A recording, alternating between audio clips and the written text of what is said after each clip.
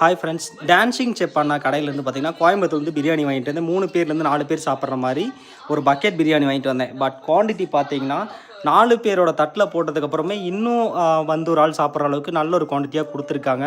அதில் வந்து அல்டிமேட் பார்த்தீங்கன்னா இந்த பிரெட் அல்வா மட்டும் இல்லைங்க, அவங்க கொடுக்குற இந்த கத்திரிக்காய் தொக்குக்காகவே இந்த பிரியாணி சாப்பிட்லாம். இதாங்க என்னோடய பிளேட் ஃபுல்லாகவே இருந்துமே முட்டையும் 3 முட்டையும் கொடுத்தாங்க.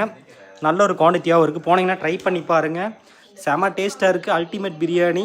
என்ன எங்கள் ஊர்லேருந்து ரொம்ப லாங்காக இருக்குதுன்னு ஃபீல் பண்ணுறேன். கிட்டத்தட்ட 50 கிலோமீட்டர் இங்கேருந்து நான் போய் பிரியாணி வாங்கிட்டு திரும்பி அங்கேயும் ஒரு பிரியாணி சாப்பிட்டு ஒரு பக்கெட்டையும் வாங்கிட்டு வந்துட்டேன்.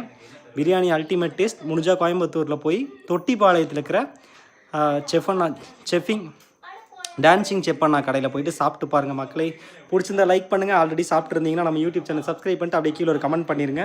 Biryani ultimate taste. நான் வந்து இந்த வாட்டி சிக்கன் ட்ரை பண்ணியிருக்கேன். நெக்ஸ்ட் டைம் வந்து மட்டன் ட்ரை பண்ணி பார்க்க போகிறேன். நீங்கள் அங்கே ட்ரை பண்ணியிருந்தீங்கன்னா என்ன சாப்பிட்ருக்கீங்கன்னு கீழே கமெண்ட் செக்ஷனில் போட்டுருங்க. அப்படியே ஃப்ரெண்ட்ஸ்க்கு ஷேர் பண்ணிட்டு நம்ம யூடியூப் சேனல் லைக் பண்ணிடுங்க.